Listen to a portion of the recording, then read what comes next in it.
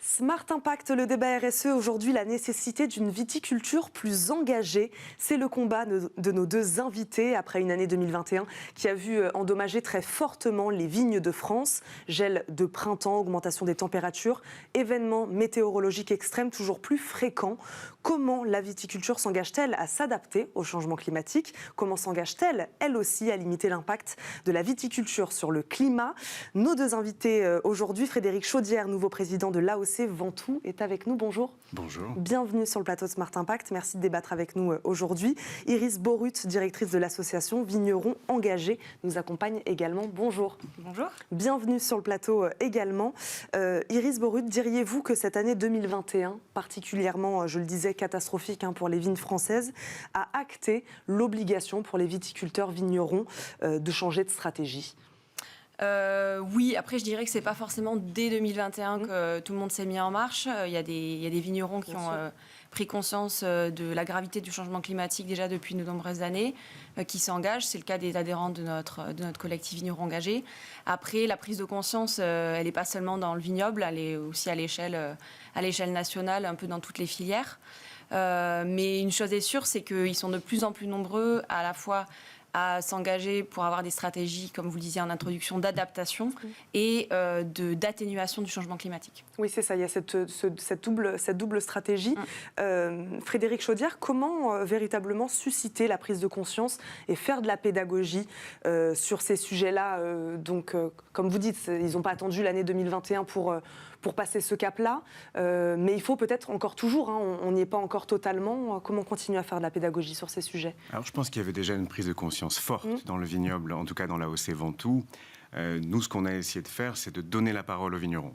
Et on a toute l'année dernière, à partir de la fin de l'année dernière et toute cette année, fait plusieurs consultations, essayer d'avoir un mouvement participatif pour effectivement fixer de nouvelles priorités, de nouveaux engagements pour l'AOC Ventoux, qui passe très largement autour des questions climatiques, sur l'atténuation et sur la réduction de notre impact et sur l'adaptation au changement.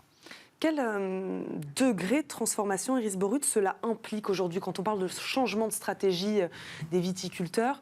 Est-ce qu'on parle de nouveaux cépages, de nouveaux outils? Est-ce que ce sont des transformations profondes? Alors oui, alors après, elles se font aussi sur différentes échelles, mais pour vous donner quelques exemples de stratégies d'adaptation, en effet, on va voir ce que vous avez, les cépages résistants. On a des adhérents en Camargue, un domaine qui a développé des vins à partir de cépages résistants, qui sont commercialisés dans des bouteilles qui sont éco-conçues, donc avec des bouteilles qui sont allégées, des bouchons sourcés, des étiquettes qui sont issues avec du papier issu de forêts gérées durablement, des encres vertes, etc. Ça, c'est une des actions, mais après, il y a tout ce qui est éco-conception des bouteilles, donc limiter le poids des bouteilles pour limiter les émissions de carbone lors du transport, lors de la conception également. Vous avez aussi au vignoble tout ce qui est limiter les émissions carbone au vignoble, limiter les émissions carbone lors de l'éco-conception des bâtiments, limiter la consommation d'énergie, la consommation d'eau. Donc c'est vraiment tout un spectre d'actions qui sont mises en place pour limiter les émissions carbone et l'impact sur l'environnement en général, quoi. Mais Frédéric Chaudière, ça peut faire peur, ça, quand on voit tous ces changements à faire, ou est-ce justement, il faut faire de la pédagogie en disant, mais non, c'est pour que vous, plus tard, vous soyez plus résilient, plus résistant? Alors, le terroir du Ventoux, c'est d'abord un climat qui est lié à l'influence de la montagne. Et donc, la question climatique, elle est dans l'ADN même de notre identité. On a essayé de mieux comprendre quel était ce climat du Ventoux et comment il allait évoluer. Et donc, on a beaucoup travaillé avec l'INRAE, avec lequel on a fait 2 études. Et c'est sur ces bases-là qu'effectivement, maintenant, on essaie de développer un plan d'action. Ça nous permet... Alors, nos objectifs pour 2030, maintenant, c'est de réduire notre impact de 30%, notre impact carbone, d'essayer de planter d'ici 2030 30 000 arbres, mais aussi de mettre en place un réseau de consignes, parce qu'on a fait un bilan de carbone à l'échelle de l'appellation qui a mis en avant le poids du verre dans nos émissions. Donc on est en train d'organiser tout ça pour effectivement à la fois s'adapter et réduire l'impact de notre appellation. Iris Borut, vous parliez d'axes multiples qui vont de la terre, du travail de la terre jusqu'à l'emballage du vin. Est-ce que tous ces changements qu'il faut faire pour s'adapter au changement climatique, est-ce que ça signifie aussi peut-être plus largement de nouveaux modes d'organisation pour les vignerons français, peut-être moins de terres privées, peut-être plus de coopératives. Est-ce que ça implique de nouveaux modes d'organisation aussi ? Alors, oui, des nouveaux modes d'organisation, des nouveaux modes aussi de collaboration. L'identité de vigneron engagé, c'est d'être un collectif. Donc on a à la fois des caves coopératives, des caves particulières, des adhérents sur le pourtour méditerranéen. Avec le Mont Ventoux, on a des vignerons en commun. Dans la Loire, en Bourgogne, dans le Bordelais, etc. Et en fait, l'intérêt d'un collectif comme ça, c'est de mettre en relation les vignerons de différentes régions pour qu'ils discutent entre eux. Ils ont des problématiques communes et l'idée, c'est que certains qui ont déjà avancé sur certains sujets puissent échanger avec d'autres en disant « Ah ben tiens, moi j'ai fait ça, est-ce que tu as pensé à ça ?» etc. Je crois vraiment à l'effet d'entraînement pour améliorer les pratiques. Je disais à Frédéric tout à l'heure là, en coulisses, on a de plus en plus d'adhérents qui réfléchissent à supprimer la capsule sur la bouteille de vin. C'est l'élément que vous avez sur le dessus là, avant d'enlever le bouchon. Dans la tête des vignerons, c'est très compliqué. Enfin, il y en a beaucoup qui sont opposés à ça parce qu'on se dit ça va changer l'image du vin, etc.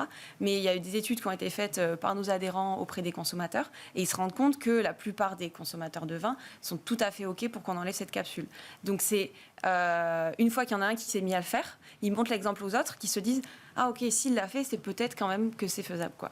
Et là aussi, je voudrais rebondir sur ce qu'a dit Frédéric, qui parle de consignes. Moi, c'est un sujet qui me parle beaucoup et que je soutiens énormément. Je suis très contente d'entendre que vous êtes défenseur de la consigne en France parce que je pense qu'il y a un vrai sujet là-dessus pour la filière vin et dans certains cas spécifiques, en consommation locale, etc. C'est vraiment un enjeu pour limiter les émissions carbone liées au poids des bouteilles. Frédéric Chaudière, c'est intéressant ce que dit Iris Borut. De quelle manière vous apprenez des autres vignerons, des autres régions voilà, quels échanges faites-vous? Qu'est-ce que vous apprenez des autres aussi? On essaie de mettre en place une dynamique assez similaire à celle que décrit Iris, puisqu'effectivement, à l'intérieur de notre appellation, sur notre territoire, d'une part, on essaie de renforcer notre collectif en créant ce projet d'exemplarité pour 2030. Mais l'une des mesures qu'on va mettre en place, c'est que 2 fois par an, sur des thématiques très diverses, la première sera sans doute sur le couvert végétal, on va faire du transfert de compétences, du partage d'expériences entre nos vignerons mêmes, mais on essaie aussi d'élargir les perspectives et d'inclure de manière assez transversale toutes les parties prenantes du territoire. Donc, par exemple, maintenant que nous sommes la première appellation à faire notre raison d'être, nous créons un comité de pilotage raison d'être qui va regrouper à la fois les 2 parcs naturels régionaux au sein desquels l'appellation Ventoux se situe, mais aussi la Chambre d'agriculture, VPA qui est l'organe de l'attractivité de notre territoire, des acteurs engagés dans l'économie sociale et solidaire et, encore une fois, l'INRAE, parce que la recherche est pour nous extrêmement importante pour avancer. Vous parlez de raison d'être, Iris Borut. Vous avez créé le premier label RSE et durable du vin. Quelle est votre définition d'un vin engagé ? Alors déjà, c'est pas moi qui l'ai créé, c'est les vignerons pour lesquels je travaille. Aujourd'hui, vignerons engagés, donc comme vous le dites, c'est le premier label RSE de la filière vin, responsabilité sociétale des entreprises. Il se base sur un cahier des charges qui lui-même se base sur les 3 piliers du développement durable. Là, on a beaucoup parlé de la notion environnementale, mais il y a aussi la notion sociétale et la notion économique. Il ne faut pas les oublier. Nous, c'est vraiment un tabouret à 3 pieds, où on se dit si on enlève un des pieds, on se casse la figure. Derrière ça, nos adhérents, donc, qui sont évalués tous les 18 mois par AFNOR Certification sur la base de ce cahier des charges. Et s'ils remplissent les critères, on se redit rendez-vous dans 18 mois. Ils peuvent utiliser le label sur les bouteilles. C'est comme ça après que vous les retrouvez en magasin et que vous pouvez identifier que le vin est labellisé vigneron engagé. Je voulais rebondir sur quelque chose que vous avez dit, Frédéric. Oui, si, il y a la notion de partie prenante. Là, on entend que la OC Ventoux échange avec ses parties prenantes. C'est un peu tout son écosystème, si on fait le parallèle avec l'agronomie. C'est quelque chose qui est très important dans une démarche RSE comme vigneron engagé. C'est que les vignerons, ils évoluent pas en vase clos sur leur territoire, mais ils échangent avec des fournisseurs de matières premières, de matières sèches, les bouteilles, etc., le voisinage, témoignages, la mairie, la banque, les assurances, etc. Et ce qui est très important dans une démarche RSE, c'est justement d'évoluer en partenariat avec ces parties prenantes, de sonder quelles sont leurs attentes, quels sont leurs besoins, pour avancer tous ensemble dans la même direction. Frédéric Chaudière, vous parliez tout à l'heure de recherche. De quelle manière, selon vous, l'État doit-il accompagner ces transformations du monde viticole, notamment peut-être avec, sur la partie formation, former ces nouveaux vignerons à tous ces enjeux climatiques, mais également sociaux et sociétaux, c'est ce que vous disiez? Alors les chambres d'agriculture font déjà cela très bien, évidemment, mais on a décidé de prendre un peu notre destin en main. Et on sait qu'à l'intérieur de notre vignoble, on a déjà 150 caves à l'intérieur du Ventoux. On a énormément de compétences et encore une fois, pour moi, il faut qu'on les mette en commun, qu'on les partage et qu'on avance ensemble par ce biais-là. Iris Borut, aujourd'hui, Vignerons Engagés, c'est plus de 6000, je crois, c'est ça, vignerons et salariés. Comment étendre votre impact? Est-ce que vous souhaiteriez, vous, même peut-être la création d'autres labels comme le vôtre un peu partout en France? Oui, c'est ça, c'est 6000 vignerons, vigneronnes et salariés de cave. Il y a déjà un certain nombre de labels qui existent en France. C'est d'ailleurs des fois un reproche qui nous est formulé de dire il y a une forêt de labels, on ne comprend rien, c'est compliqué. Aujourd'hui, au moins pour la filière vin, on a un label RSE qui existe. Il y a des labels similaires qui existent dans d'autres filières. Je vais citer mes confrères du collectif Troisième Voie. Donc vous avez Bleu Blanc Cœur pour les fruits, pour les produits laitiers, Demain la Terre pour les fruits et légumes, filière CRC pour le blé et les céréales, et Mister Good Fish pour le poisson. Donc aujourd'hui, ces démarches, elles existent. En fait, nous, ce dont on a vraiment besoin, c'est d'émerger, c'est d'être connus et reconnus pour que les vignerons, une fois qu'ils ont fait tout le boulot de répondre au cahier des charges, et finalement, ils soient reconnus pour ce travail-là, quoi. Donc c'est aussi la raison pour laquelle on est là aujourd'hui, c'est de faire connaître toutes les bonnes pratiques qui ont lieu dans nos vignobles. Faire connaître les bonnes pratiques et discuter, en tout cas c'est ça, avec toutes les parties prenantes, on l'aura bien compris. Merci beaucoup à tous les deux de nous avoir accompagnés aujourd'hui. Frédéric Chaudière, je le rappelle, vous êtes nouveau président de l'AOC Ventoux.